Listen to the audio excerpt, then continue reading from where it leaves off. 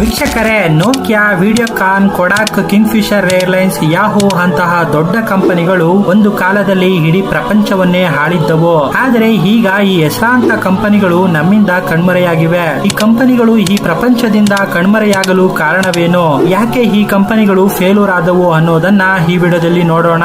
ವೀಕ್ಷಕರೇ, ಮೊದಲನೆಯದಾಗಿ Nokia.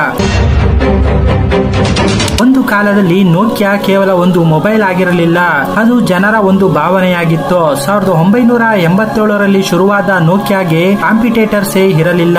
Mobile ಎಂದರೆ ನೋಕಿಯಾ, ನೋಕಿಯಾ ಎಂದರೆ ಮೊಬೈಲ್ ಎನ್ನುತ್ತಿದ್ದರು ಜನ. ಆದರೆ 2007ರಲ್ಲಿ ಆಪಲ್ ಮತ್ತು ಆಂಡ್ರಾಯ್ಡ್ ಕಂಪನಿಗಳು ತಮ್ಮ ಮೊದಲ ಫೋನ್ಗಳನ್ನ ಲಾಂಚ್ ಮಾಡಿದರು. ಅಷ್ಟರ ಹೊತ್ತಿಗೆ ಜನ ಕೂಡ ಟಚ್ ಸ್ಕ್ರೀನ್ ಕಡೆಗೆ ಆಕರ್ಷಿತವಾಗಿ ಹೋದರು. ಆದರೆ ಇದನ್ನ ನೋಕಿಯಾ ಉಡಾಫೆ ಮಾಡಿ ತನ್ನ OS ಅನ್ನ ಬದಲಿಸಲೇ ಇಲ್ಲ. ಇದೇ ನೆಗ್ಲಿಜೆನ್ಸ್ ಇಂದ ನೋಕಿಯಾ ಪ್ರಪಂಚದಿಂದಲೇ ಕಣ್ಮರೆಯಾಗಿತ್ತು. ವೀಕ್ಷಕರೇ, ವಿಡಿಯೋಕಾನ್ ಒಂದು ಬರೀ DTH ಅಲ್ಲ, ವಾಷಿಂಗ್ ಮಿಷಿನ್, ರೆಫ್ರಿಜರೇಟರ್, ಮೊಬೈಲ್ ಅಂತಹ ಹಲವಾರು ಎಲೆಕ್ಟ್ರಾನಿಕ್ಸ್ ಗಳನ್ನ ತಯಾರಿಸುತ್ತಿದ್ದಂತಹ ದೊಡ್ಡ ಕಂಪನಿ. ಇಂತಹ ಕಂಪನಿ ಏಕೆ ಫೇಲ್ಡ್ ಆಯ್ತು ಅನ್ನೋದಕ್ಕೆ ಕಾರಣ 2G ಸ್ಪೆಕ್ಟ್ರಮ್ ಹಗರಣ. 2012ರಲ್ಲಿ ಕಾಂಗ್ರೆಸ್ ಸರ್ಕಾರ ಮಾಡಿದಂತಹ ದೊಡ್ಡ ಹಗರಣವೆಂದರೆ 2G ಸ್ಪೆಕ್ಟ್ರಮ್ ಹಗರಣ. ಈ 2G ಸ್ಪೆಕ್ಟ್ರಮ್ ಪ್ರಾಜೆಕ್ಟ್ ಗೆ ವಿಡಿಯೋಕಾನ್ 90,000 ಕೋಟಿಯನ್ನ ಇನ್ವೆಸ್ಟ್ ಮಾಡಿತ್ತು. ಆದರೆ ಯಾವಾಗ ಸುಪ್ರೀಂ ಕೋರ್ಟ್ ಈ ಪ್ರಾಜೆಕ್ಟ್ ಅನ್ನ ಕ್ಯಾನ್ಸಲ್ಡ್ ಮಾಡಿತು, ಆಗ ಇಡೀ ವಿಡಿಯೋಕಾನ್ ಕಂಪನಿಗೆ ಪಾತಾಳಕ್ಕೆ ಕುಸಿದು ಹೋಗಿತ್ತು. ಕೊಡಾಕ್.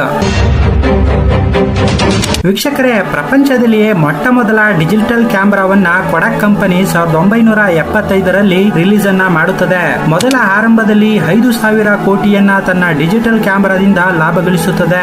ಇದಕ್ಕೆ ಕೂಡ ಆರಂಭದಲ್ಲಿ ಯಾವುದೇ ಕಾಂಪಿಟೇಟರ್ಸ್ ಗಳು ಇರೋದಿಲ್ಲ. ಆದರೆ 2004ರಲ್ಲಿ ತನ್ನ ಮೊದಲ ಸೋಲನ್ನ ಅನುಭವಿಸಲು ಶುರುವಾಗುತ್ತದೆ. ಯಾಕೆಂದರೆ ಅಪ್ಡೇಟೆಡ್ ಆದಂತಹ ಕೆನಾನ್, ಸಾನಿ ಅಂತಹ ಕ್ಯಾಮೆರಾಗಳು ಮಾರುಕಟ್ಟೆಗೆ ಲಗ್ಗೆಯನ್ನ ಇಡುತ್ತವೆ. ಇದರಿಂದ ಇವುಗಳಿಂದ ಕೊಡಾಕ್ ಕಂಪನಿ ಕಾಂಪಿಟೇಟ್ ಅನ್ನು ಮಾಡಲು ಹಿಂದುಳಿಯುತ್ತದೆ. ಯಾಹೂ ಕಂಪನಿ ಪ್ರಪಂಚದಲ್ಲಿರುವ ಗೂಗಲ್ಗೆ ಕಾಂಪಿಟೇಟರ್ ಆಗಿತ್ತು.